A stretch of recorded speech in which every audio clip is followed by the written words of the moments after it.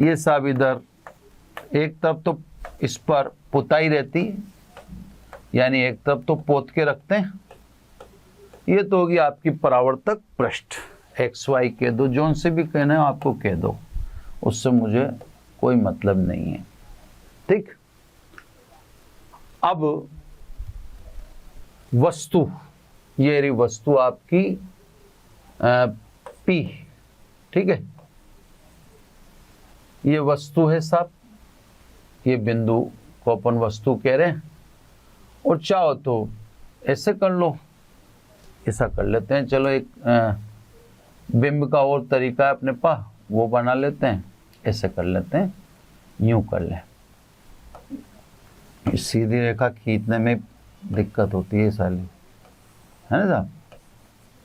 Clear? ये अपन ने P Q, अब के तो जो भी है पी क्यू, है ना? पी पे ही फोकस है ना आप।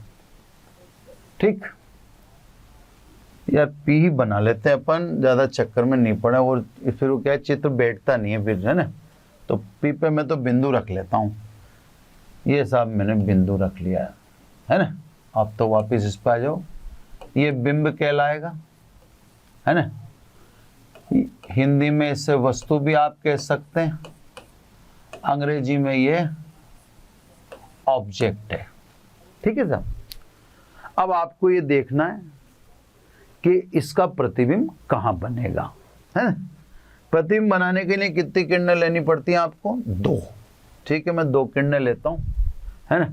फिर मैं किरणों पे अभिलंब बना दूंगा ना, तो मैं पहले 2 किरणें ले लेता हूँ। ठीक है, ये 2 किरणें ले लिया अब अपन ने। यार बहुत एक इसमें मेहनत बहुत है, इसमें चित्र क्या नाम से, किरण चित्र है ना साहब? तो इसमें जरा सी भी गलती तुरंत पकड़ में आ जाएगी, है ना? वो आपको भी मजा नहीं आएगा कुल मिला के अगर मिस्टेक होगी तो, इसलिए मुझे इतनी मेहनत करनी पड़ रही है। अब ये किरणें परावर्तन के बाद कहाँ जाएगी तो अभिलंब भी डिसाइड करेगा। अभिलंब बिना काम नहीं बैठेगा।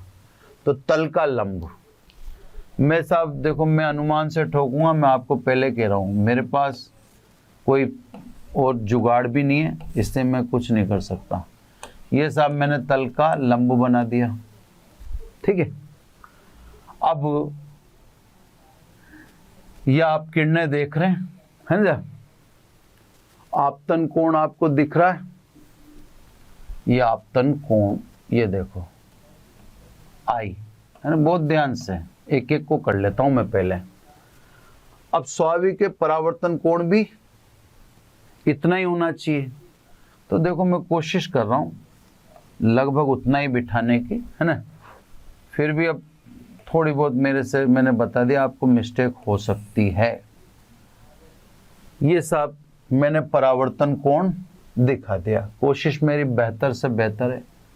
आपतन कोण और परावर्तन कोण बराबर होने चाहिए, चित्र उसी से बनेगा साहब। ये परावर्तित किरण दिख गई आपको क्लियर? पहली वाली दिख गई होगी, ये पहली वाली को मैंने कंप्लीट पहुंचा दिया यहाँ पे 1 डैश नियम से। मेरे में दिमाग नहीं है, दिमाग नहीं लगाता मैं, बस नियम है, नियम से काम करो, है ना? अब आ जाओ किरण नंबर 2, ये कहाँ जाएगी सब? तो ये देखो, ये आपतन कोण आई। अब परावर्तन कोण भी इतना का इतना ही होना चाहिए। ठीक है साहब? अब मैंने बता ही दिया, मेरे तो अनुमान से चल पाएगा काम, तो मैं कोशिश तो करता हूं बेहतर, लेकिन गड़बड़ हो सकती है। अब मेरे हिसाब से तो ये बराबर कोण होना चाहिए। अब थोड़ा बहुत कम ज्यादा हो गया। ये किरण नंबर 2। अब आपको यहां तो ये फैल की डाइवर्ज होगी, तो फैल चुकी ना, तो ये फैल चुकी हैं, मिलेंगी तो नहीं। देखो आप थोड़ी सी, अब आप पेंसिल से बनाओगे थोड़ा ज्यादा बेटर बनेगा। तो ये तो फैल चुकी हैं, तो मिलेंगी तो नहीं। मिलती तो आप प्रतिबिंब को क्या कहते हैं? वास्तविक प्रतिबिंब कहते हैं, है ना? अगर किरणें मिलती तो मिल तो नहीं रही सब। हाँ, इधर देखते हैं आगे बढ़ाकर, है ना, इधर की तरफ देखें। देखो अब मैं कोशिश कर रहा हूं ना, उसको भी बढ़ाओ।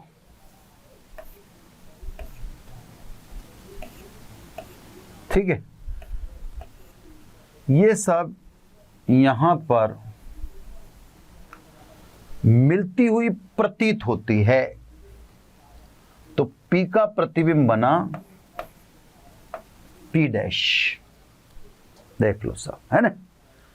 इसको अपन प्रतिबिंब हिंदी में बोलेंगे, अंग्रेजी में आप इमेज बोलोगे इससे। अब देखो, प्रतिबिंब सदैव मुख्य अक्ष के लंबवत होता है। अब या यूं कह दो दर्पण के, अब देखो यहां पे देखो, इससे दर्पण से दूरी देखो इसकी, इस डिस्टेंस को मैं अगर d लिखूं तो ये डिस्टेंस भी उतनी होती है, d होती है मतलब। अब ठीक है, मेरे बनाने में मैंने आपसे था थोड़ा मिस्टेक हो सकती है। तो देखो चित्र किससे बना, आप तो पहले मेरी बात बताओ, दो किरणों से। किस आधार पर बना? परावर्तन का दूसरे नियम से। जितने कोण पर आएगी उतने कोण पर ही जाएगी, दोनों में यही है। अब आप इसके बारे में कुछ भी पूछो, समतल दर्पण के बारे में, अब मैं आपको बताता जाता हूं समतल दर्पण के बारे में, है ना। सबसे पहला पार्श्व परिवर्तन, लेटरल चेंजेज, है ना। सबसे पहले देखो, इंग्लिश में तो थोड़ा बहुत हो सकता है गलत पलत हो जाए, फिर भी लिखता जाता हूं मैं, लेटरल चेंजेज, है ना। अब सुना रहा हूं, सुनते जाओ। समतल दर्पण के अंदर निर्मित प्रतिबिंब का आकार समतल दर्पण के सामने रखी वस्तु के आकार के बराबर होता है। ध्यान से मेरी बात को, बहुत ध्यान से। समतल दर्पण के अंदर निर्मित वस्तु का आकार, समतल दर्पण के अंदर निर्मित प्रतिबिंब, भाई अंदर तो प्रतिबिंब है ना, प्रतिबिंब का आकार दर्पण के सामने रखी वस्तु के आकार के बराबर होता है। यानी बिंब का आकार बराबर प्रतिबिंब का आकार। इसका मतलब आप अब देखो, कुछ चीजें हैं जो मैं अभी आगे बताऊंगा। इसलिए आवर्धन, रेखीय आवर्धन बोलते हैं इसको, आवर्धन स्मॉल m बराबर 1, है ना। इसको रेखीय आवर्धन बोलना चाहिए। चलो मैंने बोल तो दिया, इसी तो आप समझ जाओगे। प्रॉफिट, नो प्रॉफिट, जितना बिंब का आकार है उतना ही प्रतिबिंब का आकार है, इसलिए आवर्धन m, है ना। इसको बोला जाता है रेखीय आवर्धन। ठीक है साहब, लिख देता हूं पूरा इधर, वहां नहीं लिख पाया तो कोई बात नहीं। क्लियर? अब ये चीजें आपको नॉलेज में रखनी है कि समतल दर्पण के अंदर निर्मित प्रतिबिंब का आकार सामने स्थित बिंब का आकार के बराबर होता है।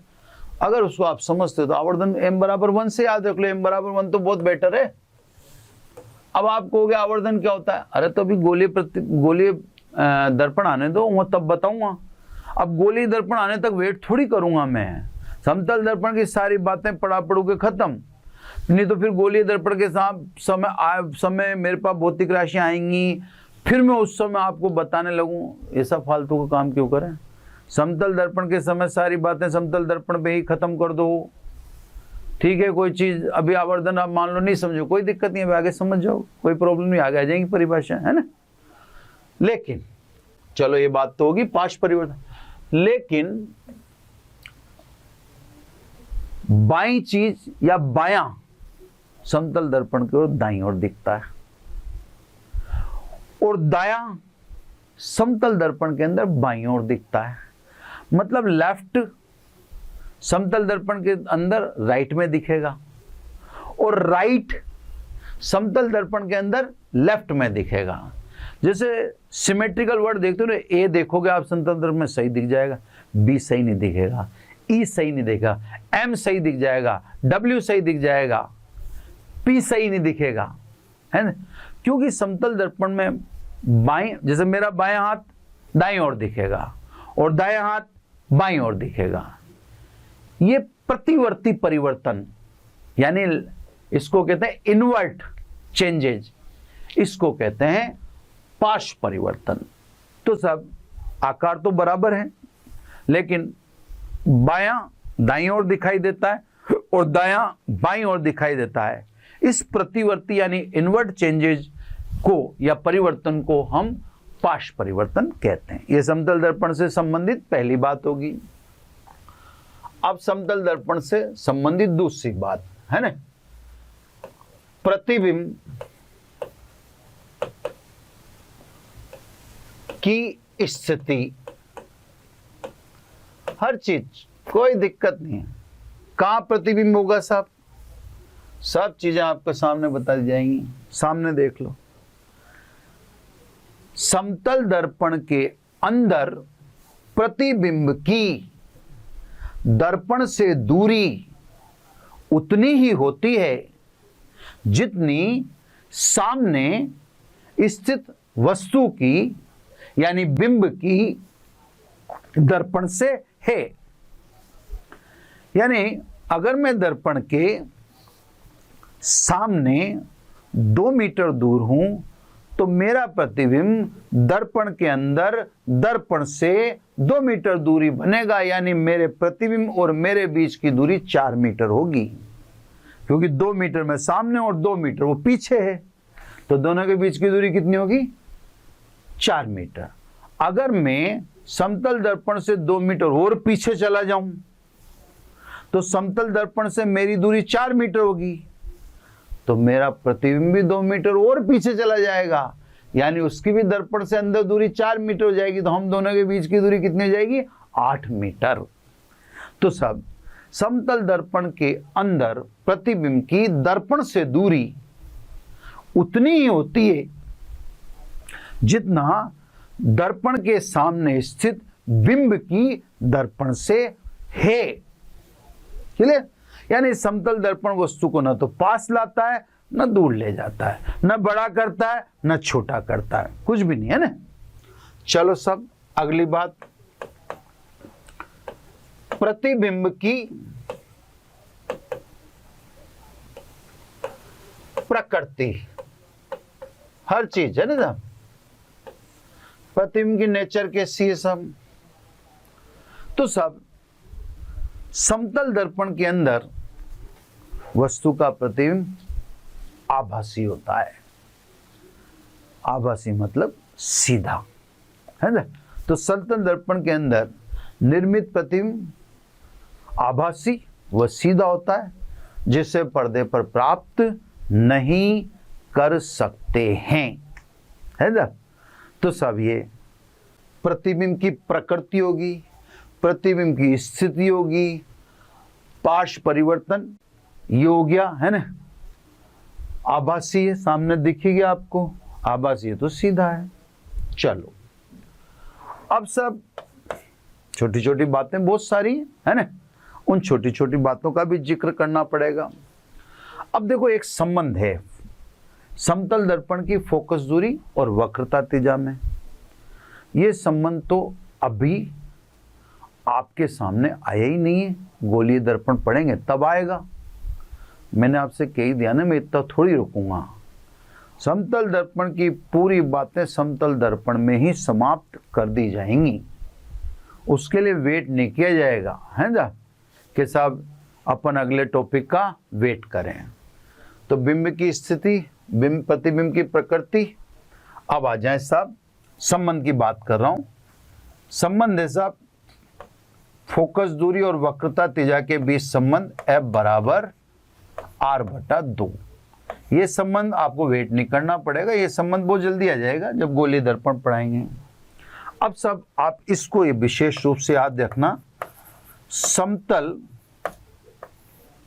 दर्पण के लिए, हालांकि ये लिखना तो बेकार है क्योंकि पड़ी समतल दर्पण है, समतल दर्पण के लिए वक्रता त्रिज्या अनंत होती है। ये एकेडमिक वाले बच्चे याद रखें, एकेडमिक वाले बच्चों के काम की ये चीज है, उनसे एग्जाम में ये पूछा जाता है, ये पूछते हैं उनसे बच्चों से कि साहब समतल दर्पण में या समतल दर्पण की वक्रता त्रिज्या और समतल दर्पण की फोकस दूरी ये कितनी होती है ना।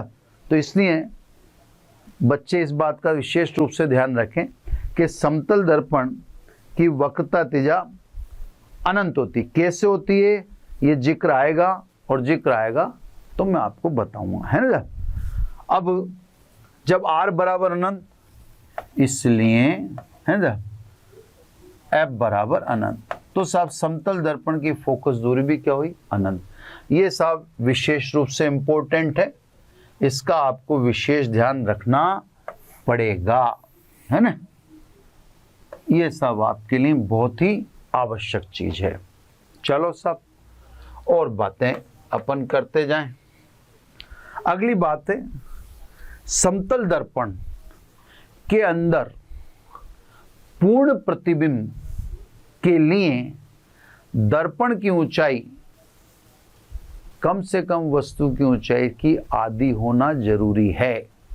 यानी आप 5 मीटर लंबे हो और आपको अपना पूरा प्रतिबिंब किसके अंदर चाहिए, समतल दर्पण के अंदर, तो आपको 2.5 मीटर लंबा या 2.5 मीटर ऊंचा समतल दर्पण लेना पड़ेगा। तो दोबारा सुन लें, समतल दर्पण के अंदर पूर्ण प्रतिबिंब के लिए ये जरूरी है कि समतल दर्पण की ऊंचाई वस्तु की ऊंचाई से कम आधी तो हो ही, ऑब्जेक्टिव है ना। ये अगली बात बोल दी। अब नेक्स्ट, अब ध्यान से समझना नेक्स्ट को, नेक्स्ट थोड़ा सा उलझेगा, इसमें ABC में कर दूं मैं बात को, है ना। ए बात ए में तो यह है कि अगर एक समतल दर्पण है तो एक समतल दर्पण में आपका एक ही आभासी प्रतिबिंब बनता है। बड़े विवेकपूर्ण तरीके से सुनिएगा, ये काम की बात है कि एक समतल दर्पण है तो उसमें आपका एक ही प्रतिबिंब का निर्माण होगा। चलो दूसरी बात, अगर दो समतल दर्पण एक दूसरे के समांतर हैं, वस्तु बीच में या ऑब्जेक्ट, तो वस्तु के अनंत प्रतिबिंब बनेंगे। यदि समतल दर्पण एक दूसरे के समांतर हैं तो, समतल दर्पण एक दूसरे के समांतर हैं, वस्तु उनके मध्य में है, तो वस्तु के अनंत प्रतिबिंब बनेंगे। चले सी, अगर समतल दर्पण किसी कोण पर झुके हैं,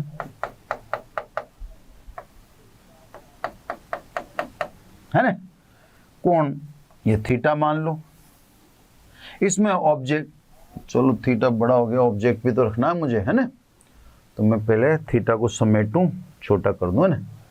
अभी सब कर देता हूं मैं एडजस्ट, ये सब समतल दर्पण का मिला दूं इधर, ये सब कोण थीटा, और ये आपने रख दिया ऑब्जेक्ट, ऑब्जेक्ट को लिख दूं, चलो पूरा ही लिख देता हूं, ये ऑब्जेक्ट रख दिया, है ना, झुके हुए समतल दर्पण के बीच में।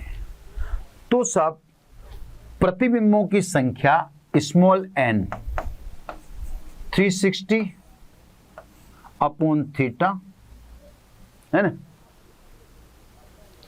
और 360 अपॉन थीटा -1। अब यहां पे ध्यान रखना, अगर विषम संख्या आई तो फिर -1 की जरूरत नहीं है। ये किसके लिए?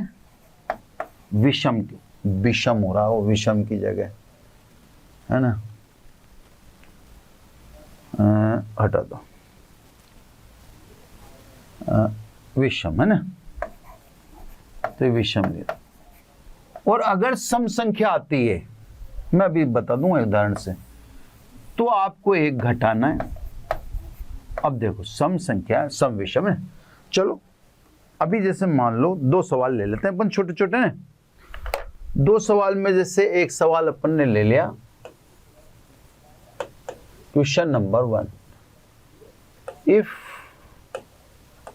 Theta is equal to 50 degree, है ना, तो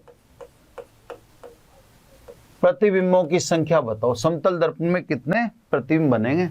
यार राइटिंग का मजा नहीं आ रहा, राइटिंग जमनी चाहिए, है ना।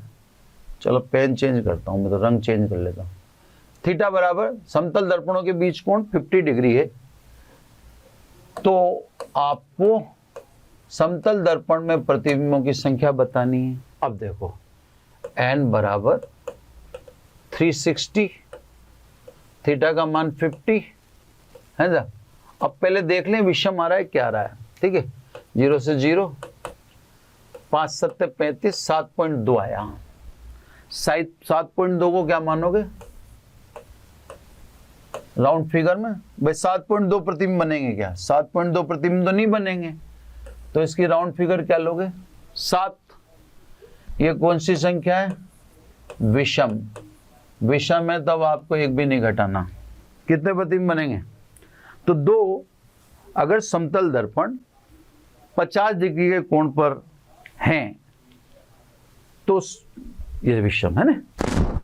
तो समतल दर्पण अगर 50 डिग्री के कोण पर हैं तो उनके प्रतिबिंबों की संख्या 7 होगी। एक ओरिजिनल बिंब है ही सही, कुल 8 होगी बिंब सहित। बिंब को नहीं गिनो तो प्रतिबिंब तो 7 ही है। दूसरा उदाहरण ले लेते हैं सब, है ना। सेकेंड एग्जाम्पल, क्वेश्चन नंबर 2, है ना। इफ थीटा बराबर 60 डिग्री तो n बराबर कितना? अगर मान लो 2 समतल दर्पण 60 डिग्री कोण पर झुके हैं, अब प्रतिबिंबों की संख्या कितनी होगी, है ना। तो सब n 360, थीटा का मान 60। पहले इसको कैलकुलेट कर लिया करो ना, फिर बाद में देखते हैं। ये आया 6 सम संख्या है सब। सम संख्या है तो एक घटाना पड़ेगा, तो यहाँ सम आई थी, इससे एक घटाना पड़ेगा। कितने प्रतिबिंब बनेंगे? 5। तो अगर 2 समतल दर्पण 60 डिग्री के कोण पर झुके हैं तो प्रतिबिंबों की संख्या 6 आती है, लेकिन सम संख्या है तो आपको एक घटाना पड़ेगा, यानी 5 प्रतिबिंब बनेंगे, एक वास्तविक बिंब है, मतलब टोटल 6 है। एक वास्तविक बिंब को भी गिने और बिंब को हटा दें तो प्रतिबिंब यही। तो इसको एक बार और सुन ले ध्यान से, है ना। अगर एक समतल दर्पण है तो एक ही प्रतिबिंब बनता है और वो भी आभासी तथा सीधा बनता है। 2 समतल दर्पण एक दूसरे के समांतर हैं तो प्रतिबिंबों की संख्या अनंत होती है। और अगर किसी कोण पर झुके हैं तो विषम संख्या है तो ये, और सम संख्या है तो आपको एक घटाना पड़ेगा, जिसको मैंने भली भांति एग्जाम फल से समझा दिया। अगली बात, अगर समतल दर्पण टूटता है, उसके 10 टुकड़े होते हैं, 50 होते हैं, तो सभी में वस्तु का प्रतिबिंब बनेगा। पूरा नहीं बनेगा, पूरे के लिए तो आपको बताया ना, पूरे के लिए तो आपको समतल दर्पण की ऊंचाई कितनी लेनी है?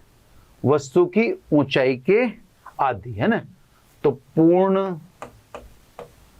प्रतिबिंब के लिए दर्पण की ऊंचाई वस्तु की ऊंचाई की आधी, यानी बिंब की ऊंचाई का आधा, है ना। समतल दर्पण, पूर्ण प्रतिबिंब के लिए समतल दर्पण की ऊंचाई, है ना। तो सब मैं पूर्ण की बात नहीं कर रहा, मैं तो ये कह रहा हूँ कि समतल दर्पण अगर जमीन पे गिरता है और टूटता है, उसके टुकड़े टुकड़े होते हैं, तो सभी टुकड़ों में 50 टुकड़े तो 50 प्रतिबिंब बनेंगे, 60 टुकड़े तो 60 प्रतिबिंब बनेंगे। पूर्ण की बात नहीं कर रहा हूँ। तो आपने किसी से भी किसी भी आप महल की विजिट करो, मतलब किसी भी महल के भ्रमण करने जाओ आप, तो आप देखते हो हर महल में एक शीशे का छोटे छोटे कांच के टुकड़ों का एक कमरा होता है। चाहे सिटी पैलेस जाओ या किसी भी महल में जाओ, वहां पर आपको गाइड एक सीख जला के दिखाएगा, सीख जलाते ही प्रकाश बढ़ जाता है, क्योंकि हर टुकड़े में उस तीली का प्रतिबिंब बन रहा है जो उसने जलाई है।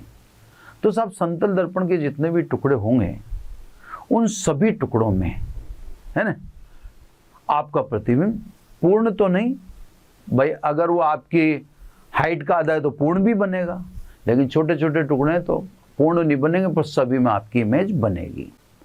इसीलिए पुराने जो महल वगैरह होते थे उनमें एक कमरा ऐसा होता था जहाँ पर छोटे छोटे कांच के बहुत सारे टुकड़ों का इस्तेमाल करते थे। फिल्में भी देखी होंगी आपने, मुगल आजम वगैरह, तो सब फिल्में भी आपने देखी हो, तो फिल्मों में भी ऐसा देखने को मिलता है ना, कि फिल्मों में भी छोटे छोटे कांच के टुकड़ों का इस्तेमाल किया गया है।